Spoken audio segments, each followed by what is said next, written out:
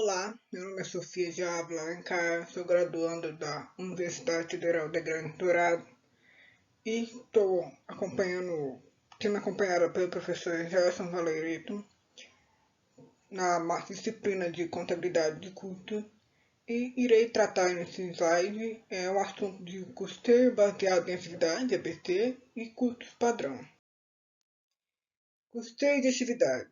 Ele é baseado em uma metodologia que rastreia os custos das atividades realizadas por uma empresa. Sua principal função é amenizar as distorções provocadas pelo uso do rastreio arbitrário. Ele consiste em observar separadamente as várias atividades de uma empresa, para identificar individualmente os custos envolvidos em cada processo. Característica da ABC.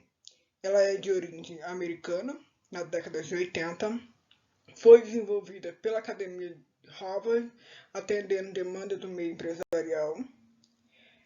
A causa dela são sistemas tradicionais de alocação de custos que não atendia mais à realidade das empresas, que é o crescimento dos custos de direta fabricação, para fins do gerenciamento.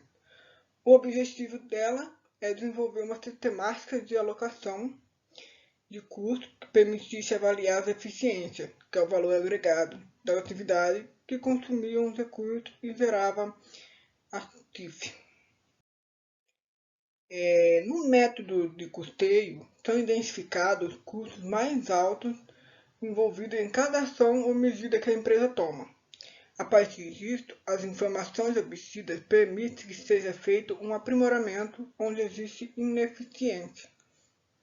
Os custeios se estabeleceu com o desenvolvimento da automatização industrial, o que elevou o custo indireto, por exemplo, os ligados à eletricidade. O custeio, baseado em atividade, ele possibilita o rateamento e a divisão de custos, descobrir os produtos que envolvem os maiores custos de produção, e considerar não apenas os serviços de produção como consumidores de recursos, mas atividades que levam à obtenção do produto ou serviço final. Apuração dos custos. No sistema de custeio, identifica custos indiretos, levando em conta todas as atividades, porém considerando cada uma delas de forma específica. O ordenamento dela é realizado ao avaliar os custos de cada atividade, levando em conta o produto, a linha de produção, o serviço e outros aspectos que se mostrem apropriados. Quais são as aplicações desse método? A aplicação do custeio considera os recursos que são direcionados para uma atividade ou mais. Por exemplo, um maquinário que pode ter mais de uma função na atividade de produção. Portanto, esse método tem como meta diminuir a diferença no rateio dos custos indiretos, que é realizado de forma arbitrária.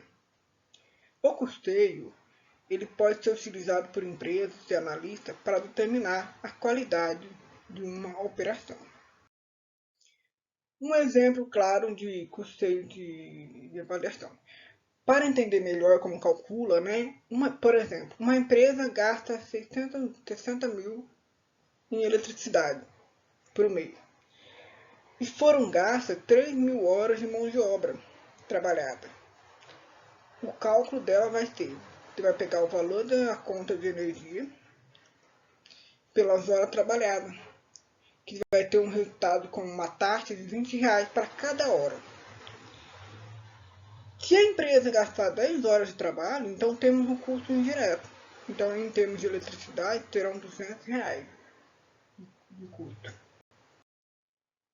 Aqui temos uma aplicaçãozinha básica de custeio de atividade, que são os recursos utilizados, que ele puxa através das atividades, e já chega no objeto de custo, que é o direcionamento das atividades dali. Um outro exemplo aqui, a imagem está um pouco meio ruim aqui, mas vamos tentar compreender. Aqui fala dos conceitos básicos dela, que o fator que para poder, quais são os fatores que colheremos de um direcionador de custo? É a facilidade dela na obtenção de dados para o direcionador de custo escolhido. E também a correlação entre o consumo da cidade e o consumo real. E a influência que um determinado direcionador terá no comportamento das pessoas, que é o efeito comportamental. Por que a ABC? Por que escolher ela? Porque ela tem uma rápida e uma extraordinária mudança no perfil da demanda e oferta de bens e serviços. Economia de escala, que gera economia de escopo.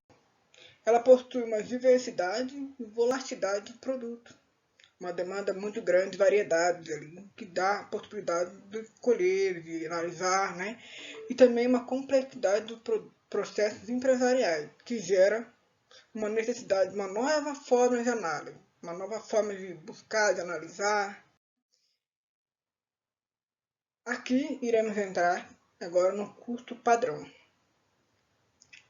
O método do custo padrão, ele é de origem americana. Este método ele serve mais para controlar e acompanhar a produção do que propriamente para medir seu custo, devendo ser encarado como um instrumento de apoio gerencial. O seu objetivo ele é estabelecer medidas de comparação, que é os padrões concernentes à eficiência da utilização do meio de produção e seu custo. Esses padrões são custos predeterminados, ou seja, cuidadosamente apurados, e deveriam ser atingidos dentro de condições operacionais eficientes. O custo padrão ele é um custo pré-atribuído, tomado como base para o registro da produção antes da determinação do custo.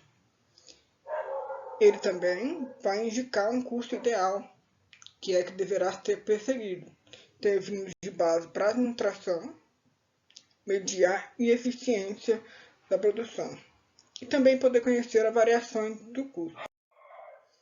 As características do custo padrão.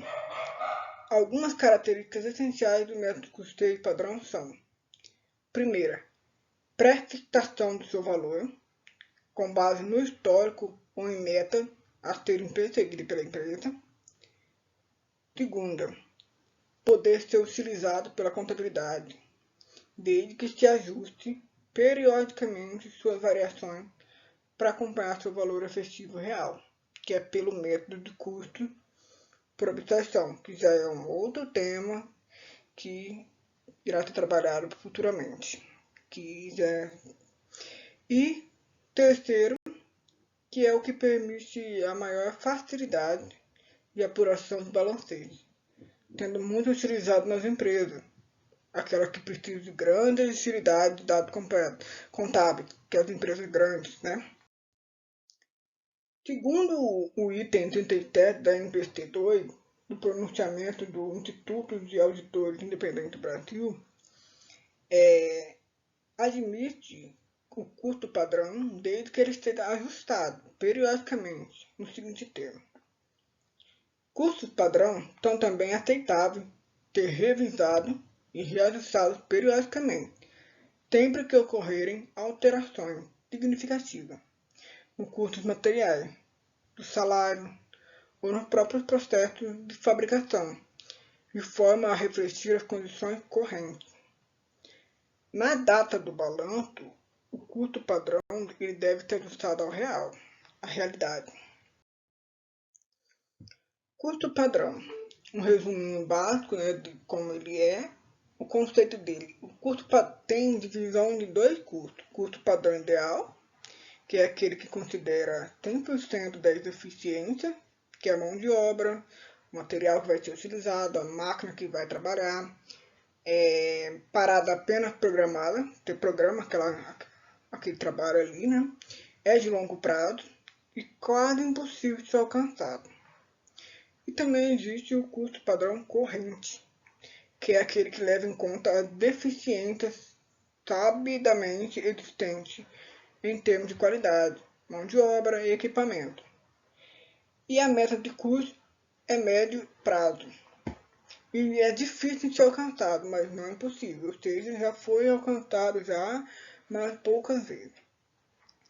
E também tem um custo padrão corrente, você vai me explicar pelo custo padrão estimado, dar uma comparação. Custo padrão. Quais as finalidades e utilidade dele? A principal finalidade do custo padrão é o planejamento e o controle dos custos. O objetivo é fixar uma base de comparação entre o que ocorreu de custo e o que deveria ter ocorrido. E não é uma forma, um método ou critério de contabilização de custo, mas sim uma técnica de auxiliar. O custo padrão ele permite uma comparação com os custos reais e o padrão. Só tem utilidade à medida que a empresa tem um bom sistema de custo real. O custo padrão não elimina o real e nem também diminui a sua tarefa, sua mão de obra. O custo padrão ele obriga que a empresa cria registro e controle de valores em reais de custo. E também da quantidade física dos fatores de produção utilizados, para que se possa tomar medidas de correção. Quais são os pontos positivos do custo padrão? Ou seja, as vantagens dela. Então, a contabilização dos estoques, por valores ajustados, o efeito psicológico sobre o pessoal. Também tem a ligação com o orçamento global. Ela também cria a obrigação do registro e controle das quantidades físicas de fatores de produção. E também ela pode existir apenas para certos produtos ou departamentos, ou seja, não vai ter todos que vai exigir esse custo padrão, né? Todas as empresas e tal. Ela também pode haver implantação gradual por produto, serviço ou setor. Ela não é implantada em todos os setores da empresa, em todos os serviços, em todos os produtos, em alguns. Então, e quais os pontos negativos, né? Seja, as desvantagens do custo padrão na empresa, nos setores da empresa? A adoção de alta carga de trabalho, ou seja, muitos serviços impostos que elas impõem para a empresa trabalhar. E também exige um bom sistema de custos real. Não é um retrato fiel da realidade da empresa. Não proporciona uma confiabilidade muito grande, né? A empresa ela fica um pouco um pé para trás. E caso seja fixado padrão, com um conceito de ideal, pode causar espírito psicológico desfavorável. Os desgastes, né, da empresa, os desgastes dos setores, do produto. E na primeira implantação, estará sujeita a erros e imperfeições. Sempre que for implantar, já tem que estar preparado para correção, para o que vier de negativo da implantação dela, pois nem sempre vai estar correto de grande confiabilidade. Um exemplo clássico, bem parecido, fácil assim, para aplicação, de custo padrão. Por exemplo, se um produto ele for utilizar 5 unidades de uma matéria-prima, com um valor de R$1 cada um, o custo padrão é de R$5 para fazer o produto. Ou seja, o custo padrão vai entrar nas unidades, na quantidade do produto. Aí temos uma tabela aqui que demonstra mais ou menos a demonstração do exemplo, que a quantidade e os valores ficam num lado, mas o preço vai para o outro, né? O que importa é a quantidade. O custo padrão ele vai variar de acordo com as unidades do produto, da quantidade. Bom, este foi o trabalho que eu apresentei sobre o custeio da empresa e também de custo padrão. Muito obrigada e até a próxima.